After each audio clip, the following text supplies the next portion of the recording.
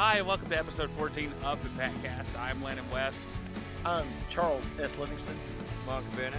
We're so happy that you can join us for episode 14, as it is a somber occasion for multiple reasons. More importantly, this is the last episode as a regular contributor to the Patcast, so we're going to get right into it. As the Patriots took on the Wildcats, I almost said charging Wildcats. The They were Wildcats, charging all right. Yeah, It might have been the rushing Wildcats. of El Dorado High School last Friday night in the first round of the playoff games. And guys, to say that this place is stunned would be probably a bit of an understatement as to what happened. I was calling the game. You were on the sideline, so you probably got a little bit better take on what happened than I do. And you were off making money somewhere, so not too bad there. But, Chuck, what do we chalk this up to? El Dorado was ready for this one. I think Marion was too. The first half it was 10-3, Wildcats at the half. To me, I thought one of the big plays was Marion's second drive where they ended up kicking the field goal. Yeah. They have Taylor Brown wide open in the end zone. He's open. He's behind the coverage, and just for whatever reason, just couldn't get to the ball. And Marion ends up kicking a field goal and tying the game. And from there, it was all El Dorado. I'm not blaming Taylor at all. I mean, it was a tough play. He had to go back for it, but I think it was makeable. And it seemed to me like the wind kind of went out of the sails. If not then certainly at halftime, El Dorado scores on a 4th and 3. They actually scored 3 times on 4th down, touchdowns during the game. I'm a sabermetric guy, so that's what that's about. 3 times. So you're not just converting 4th downs, but you're also scoring touchdowns off of them. And I thought that was the key one when they go up. Even at 17-3, I didn't feel like the Pats were out of it because of how explosive their offense has been this year. I mean, they were averaging over 30 points a game, which is very good, obviously. Again, sabermetrics. But after Marion punted on 4th down after that, El Dorado scored in their first 4 drives of the second half. And any thoughts of a close game kind of went by the wayside. And, you got to give El Dorado a lot of credit. They got on a bus. They drove up here. I mean, I don't know how long a bus trip that would be, 3 or 4 or 5 hours, Yeah. and they were Still nowhere near as long as what they're used to, though, Right, with right. their 6A West schedule. So so they got up there, and and like I said, Marion, they just I feel like it was a bad matchup for them. We knew we kind of explained this on the Monk Hour the other day. We knew that Marion's Achilles heel was kind of stopping the run, power running game. It's been that case all year, and teams that were able to do that, you're talking Blytheville, West Memphis, Pine Bluff, not as much. But like teams like that, Win, great one.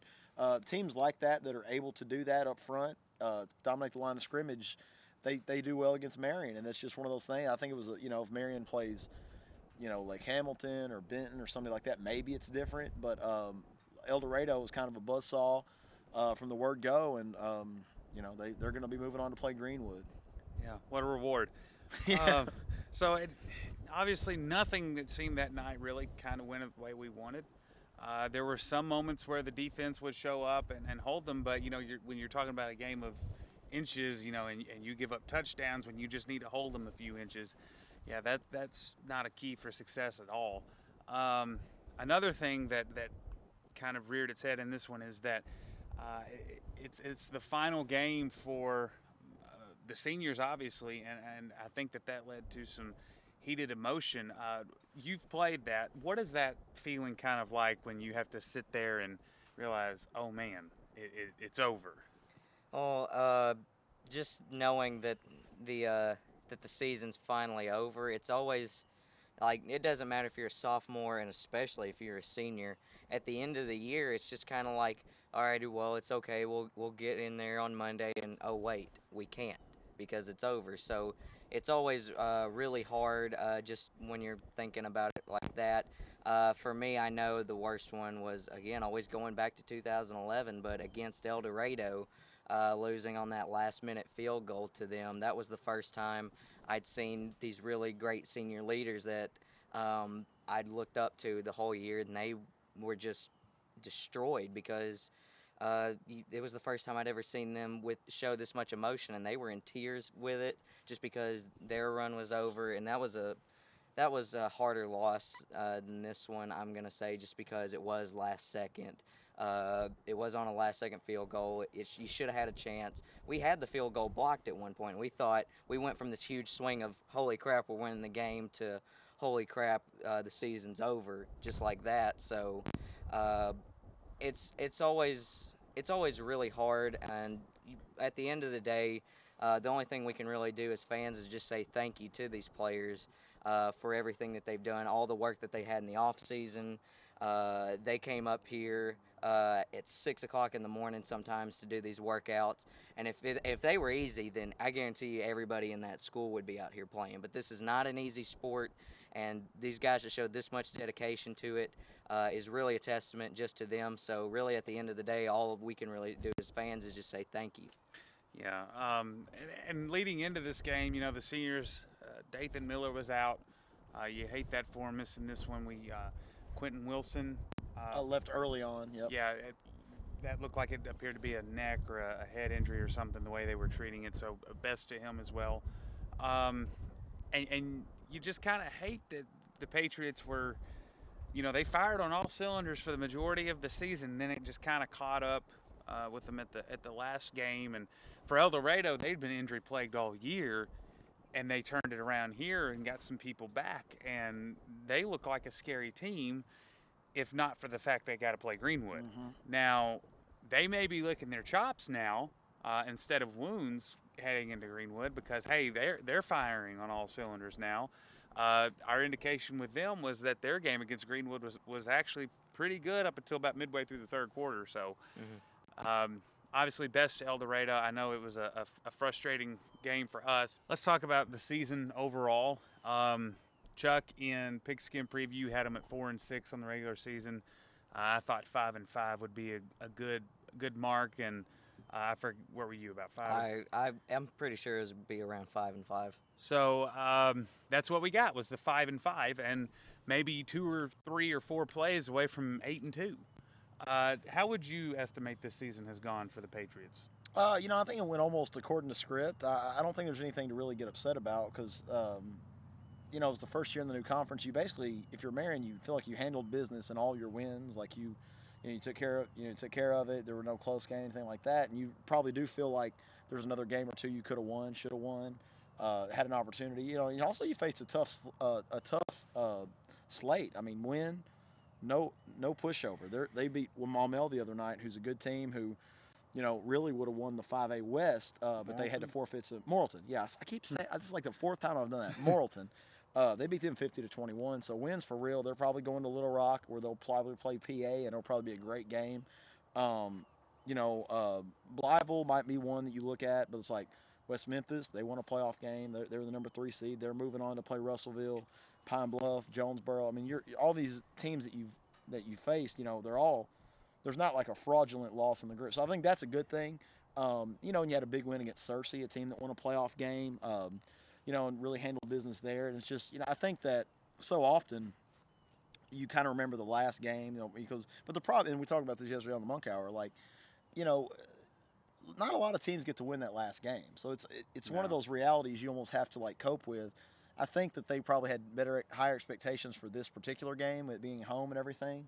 But that's the playoffs sometimes, you know. So there's 6 conferences in football? 2A through 7A? Yeah, that's right. Yeah, that means 6 teams get to finish the season the way they want. Or a team who misses the playoffs wins their last game. So it's a rare breed. It's a rare group. So like, you know, that's the thing. Eventually it always comes to an end. And the problem is that, you know, I think now that a lot of people might look at it and say, well, they lost their last 2 and this and that, but they're pretty good teams. El Dorado's not what they were during the season, you know, and Jonesboro remains to be seen what they're going to do. But I mean, I think the season probably exceeded my expectations. You know, obviously by a game, and you know, I wasn't sure, you know, even at that point. So I mean, I know there's some disappointed players right now and coaches and but I mean, like I said, it was a good foundational year, but they have to figure out how to build on it now, and that's the challenge now. Yeah, how do you think it went, Tyler?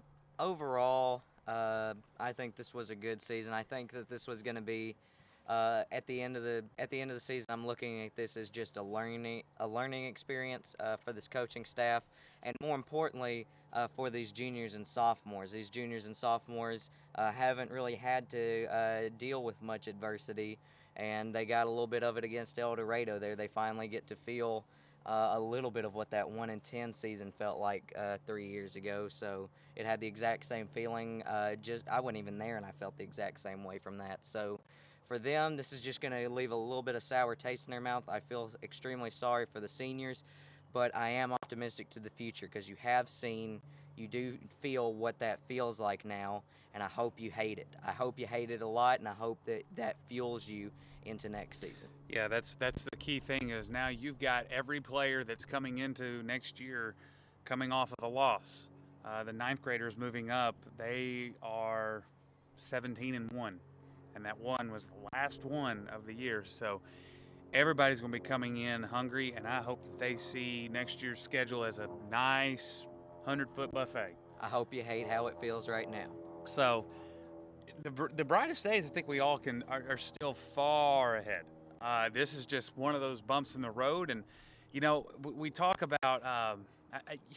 We had glow sticks over here the other night, and they kind of served as a metaphor for it because a lot of people here have seen on Facebook or whatever, it's okay to be broken because that's when you get to glow, like glow sticks do. And I think that they're about to glow a lot because let's face it, El Dorado kind of broke them in some ways. But now it's your time to glow. If you don't like that metaphor, remember when you break a bone, it grows back and heals stronger than before. I think that that's true here too. You've been through a lot of highs this year, and you've been through a lot of lows, and your brothers have been there with you the entire way. These are the people you can rely on, and I think that that's invaluable. So hopefully moving forward, we get to see some really good things in off season. A lot's going to happen in that case, and pretty soon. The way time's moving here lately, 7-on-7, we can be right around the corner. So get work done, obviously, in the off season. So with that, we close the book on football, and Thursday night we start basketball finally, as the Patriots and Lady Patriots will take over the arena and with some other teams from the region for the Patriot Classic. We know that the guys on Thursday night are taking on Horn Lake. Who do the girls have? Good question. I'm not sure. I haven't seen the schedule. Yeah, I haven't seen their schedule on that either. And then Friday night against Earl, one that Monk's going to call, and it's going to be really interesting to have the two teams from Crittenden County and West Memphis all in the same house. So welcome. He's just trying out my recipe. Oh, okay. Sensational. So. Cheesecake reference. Jambalaya. Oh, okay. Oh, yeah. So these are going to be a lot of fun. I'm not sure that we're going to be able to kind of tout what these two games on their own are going to look like. But before we send Chuck into the wild blue yonder, what kind of expectations do you have, or do you think Coach Chandra Johnson has for her team with new conference and new players and some unexpected additions and maybe some losses? What do you think? Yeah, I mean, I talked to her just the other day, and she's excited about the prospect. Here's the thing about that conference: it's not considerably softer than the one they just left. North Little Rock and Central are two of the better teams in the state, but Greene County Tech and Paragould are right there. They're going to be in the mix. They really kind of take the spot of those two powerhouses in the 7A East. So, the win-loss record to me will actually probably look very similar, but Marion's got a lot coming back. They got Ja'Kiah Clay, Marie Hunter, Taigusha Selvey. Emily Parker's playing basketball this year. They've got Tashley Milo, who played at Wonder and was one of their better guards. She's at Marion now, very good player, sophomore. So it'll be interesting to see how she sort of reacts to playing on the varsity. There may be some growing pains there, but I mean, we know what kind of ability she has. I think Marion's girls are going to be interesting. It does seem like they always try to get it going into the state tournament, and I think that's going to be the goal. Maybe peak and try to pick somebody off in the district tournament. Maybe pick two people off. But I mean, it's going to be an interesting team. It'll take a little while to gel, I think, with losing so many players, but also adding new players.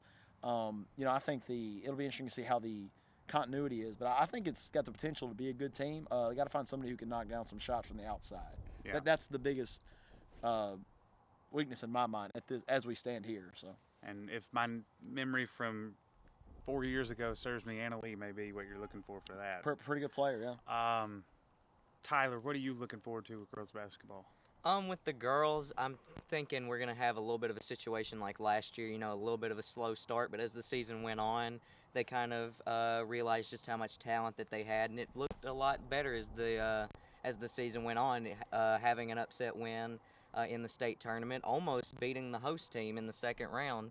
So that's what I'm kind of expecting from this one. The biggest deal is, can we have a little bit faster of a start? As I think the faster this team starts to gel, then the better the season will go on, the more confidence they'll have later on in the season. And right now I'm expecting this to be, by the end of the season, I'm expecting this to be a force to be reckoned with in the state tournament. Yeah. So obviously, with the replacement of some teams and a longer schedule, you definitely have the opportunity to get that fast start. But even if you do, you have Christmas break now, and or you could see that as a good reset point. Just kind of depends on the course of how those first couple of weeks go. So it's going to be the first year piloting the district in basketball. We've had a taste of it with volleyball. It's even more different than volleyball because you're starting the year with Blytheville and ending the year with Blytheville instead of keeping it consistent. It's really strange with basketball. Remains to be seen how that works out. So with the girls, obviously a lot to look forward to. With guys, probably the same thing. How do you feel about them? I think they've got a lot of talent. This is a team that, on paper, you've got two senior leaders in Sean Doss and Kamari Mars, who've been through the battles now for 2 years.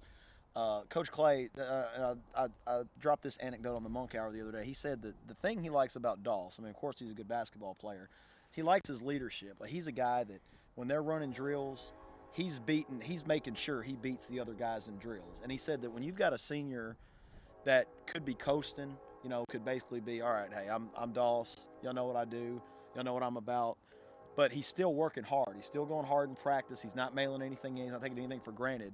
He said that's a good message to the younger guys who, might be like, oh man, I was a star in 9th grade. Well, this is the high school now; it's a little bit different, and you got Sean Doss out here ready to embarrass you in these drills if you're not ready for that. And he's a guy that could be coasted, So he said that kind of sets the tone.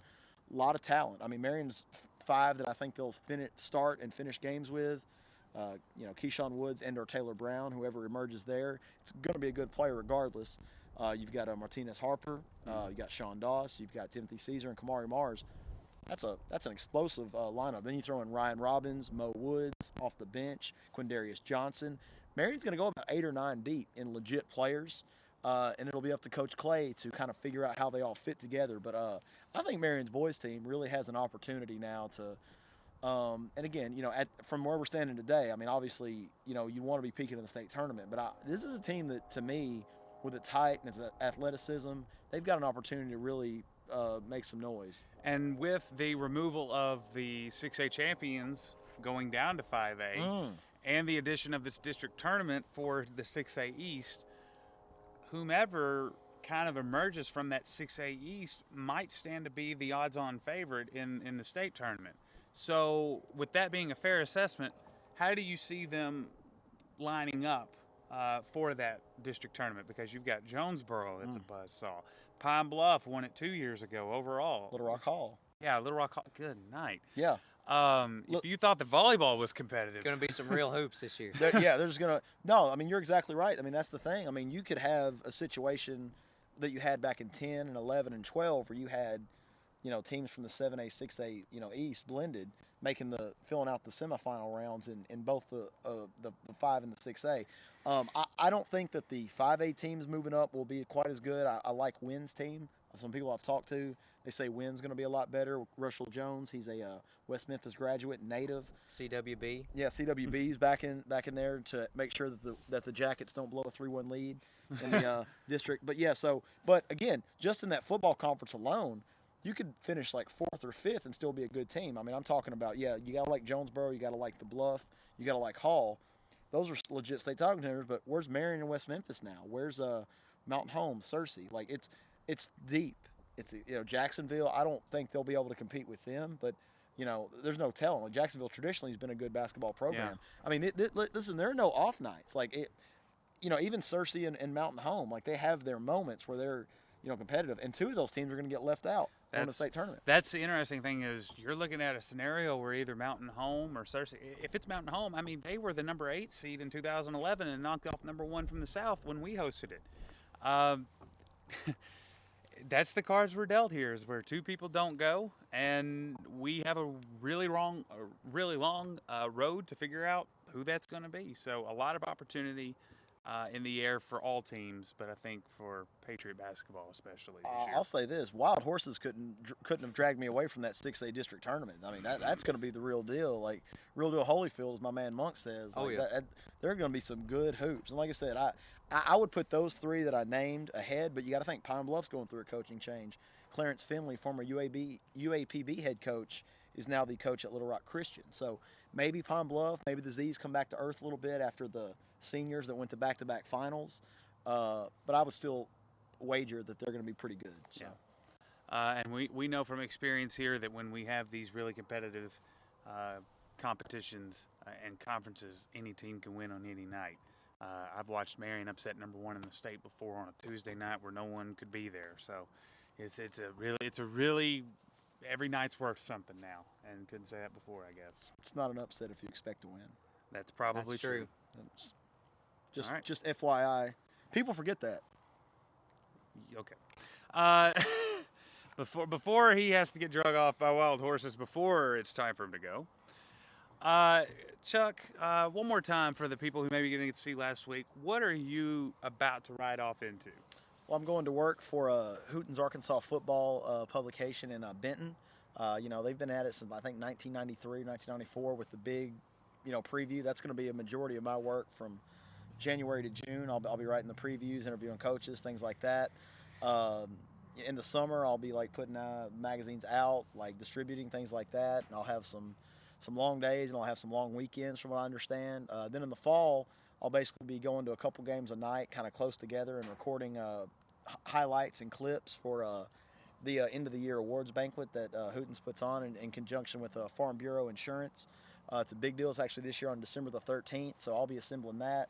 During the week, I'll be looking at Class 3A and Class 6A, looking at breaking down every game of the week, standings, stats, all that stuff. So I'll still be covering Marion as a member of Class 6A for Hooten's. It'll just be more of a statewide emphasis. I'll pick a game of the week, my watch list, my postseason, all Hooten's. I mean, it's a pretty big job. It's a new opportunity, and it's going to take me to the Central Arkansas area to live. And, I'm sure going to miss being the sports editor here, though. I'd really gotten I feel like I still don't know how good I am at it, but I still like doing it, and it's not a deal where I'm just desperate to leave. I'm really kind of sad about leaving, to be honest, but sometimes life opens up a new door, and you have to see what's behind that door, and I feel like this is one of those opportunities. But kind of an easy not an ezy transition, but it's a good time to transition after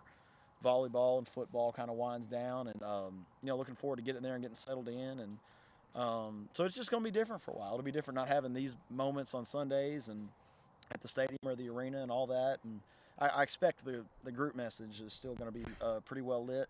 And it really becomes more important than ever that I won't, be around home base as much to figure out what's going on. But it's still going to be pretty exciting. So, absolutely right. And we've had a long time together now, haven't we? Oh, yeah. And the more I think about it, the more I missed a year being around you and everything when I was working at Disney in 2014. And we all have our favorite Chuck moment. And Monk, so far with Patcast or in general, or what do you got? Your favorite moment with this clown right here? If you roast me on camera, I'll never forgive you for this. Chuck, you are so no, but my favorite moment that immediately comes to the top of my head is that stupid Arnold Schwarzenegger deal that we did at the second episode of the Monk Hour. Oh yeah, that was so dumb. We spent maybe 25-30 minutes on this, hard minutes researching all these quotes and stuff like that and questions we could ask. It was so dumb, but we had a blast. It was awesome. It was great. Yes. So my favorite Chuck moment is going to be the Arnold Schwarzenegger interview from episode 2 of the Monk Hour, episode 10 coming out Thursday. That was great. That was we started out looking for a skit, And I'm just like, hey, I did this thing one time, like when I was in like junior high, where like you just take quotes, and he's like, all right, well, who would be funny? And we looked at a couple, I think, right? And then, we looked at Jean-Claude Van Damme. yeah, that's right, yeah. And he didn't work out. Steven Seagal. Seagal. You couldn't understand him. Right, yeah. What's going on, guys? And then Schwarzenegger was so such. Oh. It fit perfectly. Yeah, when the quote is Bennett. So I don't really think you're qualified to answer that, Arnold. So. For me, I think my favorite moment, and they kind of all tell this story. So my first favorite Chuck moment was when I was actually working in Disney World. Mm-hmm. I'd come home, I announced the game here against West Memphis, and it was a debacle, and we all know the story behind that.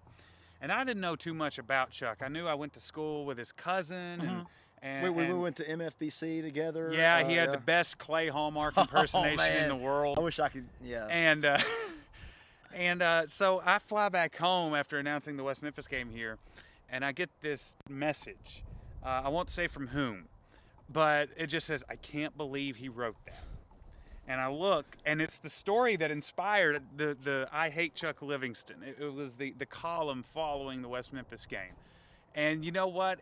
To me, that was when I knew we had a guy who was telling the honest truth. And I tweeted at you, hey man, what's up with this? Loud applause from Orlando, just unbelievable. And so I come back, and the first thing you and I get to do together is go get snowed in Silent Springs. And it was just a week filled with, oh man, I don't know how this is going. It's going to be okay, Chuck. I don't know, man. I feel bad. Yeah. Man, we saw Sheridan go back, and now we're waiting on them, and just all kinds of stuff. And hilarious. Well, that was the Drake. Yeah, too. Every other quote was 0 to 100 landing real quick. No, okay. Hey thanks. Chuck, you want to go to Arby's? 0 to 100 landing real quick. Yeah, just hanging out there. And it was like a year old at that time. I don't even know why I like it so much, but it was like just every in the middle of the night. And I'm tone deaf, and I'm trying to read right out. That was it. And that trip led to the Patcast. It did, yeah. We kind of had this idea, hey, what if we had a little extra podcast for fans to get clued in during the week? 30 minutes or something. Yeah. Like, it won't be any longer than 30 minutes ever. We'll just do 30 minutes, and no, it'll never go off the rails either. It's going to be totally professional and legit. I don't think we have to worry about any of that. So that was a lot of fun. After a couple episodes, I said, I want Tyler Bennett on this thing. We got him on board.